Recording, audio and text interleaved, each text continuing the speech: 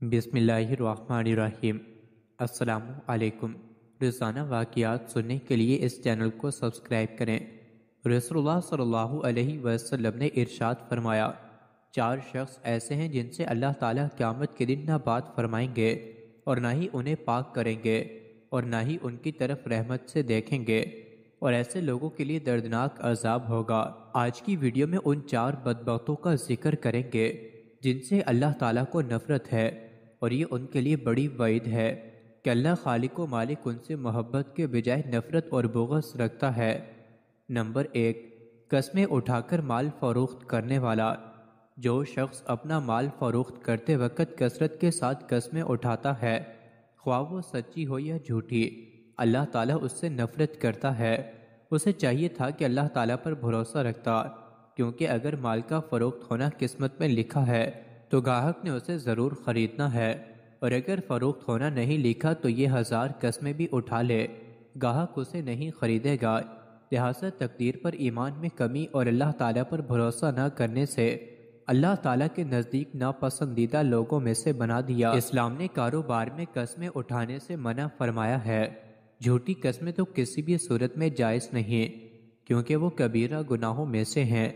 البتہ اگر کبھی کبھار کسی وجہ سے سچی قسم اٹھانا پڑ جائے تو اہل علم اس کے جواز کے قائل ہیں، مگر اس کو عادت نہیں بنانا چاہیے۔ مزید دیکھیں حدیث نمبر 258۔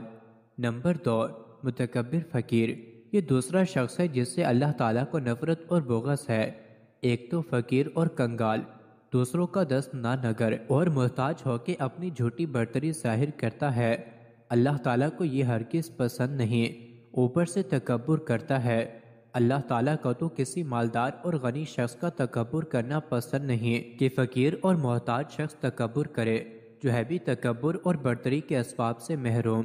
گویا یہ شخص اپنے عمل سے ثابت کر رہا ہے کہ یہ احکام الہی اور خشیت الہی سے بے نیاز ہے، لہٰذا اللہ کے نزدیک اس کا تکبر کرنا مالدار آدمی کے تکبر کرنے سے زیادہ کبھی ہے۔ نمبر 3، بوڑھا زانی۔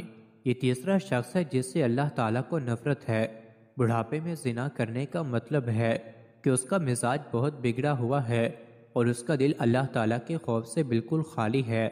اہل علم نے لکھا ہے کہ زنا کے اسباب و محرکات عموماً شباب، حرارت، غریزہ، قلت معرفت، غلبہ شہوت، ضعف عقل اور کم عمری ہے۔ یہ تمام اسباب و محرکات بڑھاپے میں ختم ہو جاتے ہیں۔ لمبی عمر اور متعدد تجربات کے حصول سے انسان کی عقل کامل ہو جاتی ہے، اس میں جمع کے اسباب اور عورتوں کی شہوت کم پڑ جاتی ہے، اور بچی کچی شہوت کو پورا کرنے کے لیے اس کے پاس حلال ذرائع موجود ہوتے ہیں۔ لہٰذا اب اگر وہ زنا کرتا ہے تو اس کا مطلب صرف یہی ہے کہ وہ ہٹ دھرم ہے، اس کے اندر خشیت الہی نام کی کوئی چیز نہیں۔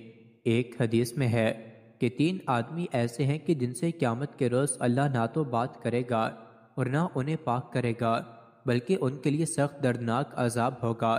بوڑھا زانی، جھوٹ بولنے والا حکمران اور متکبر فقیر۔ نمبر 4، ظالم حکمران۔ یہ چوتھا شخص ہے جس سے اللہ تعالیٰ کو نفرت ہے۔ اللہ تعالیٰ نے اسے حکومت دی، اختیارات دیے تاکہ یہ اللہ کی زمین پر اس کے بندوں کے درمیان عدل و انصاف کرے، مگر اس کا معاملہ برعکس رہا۔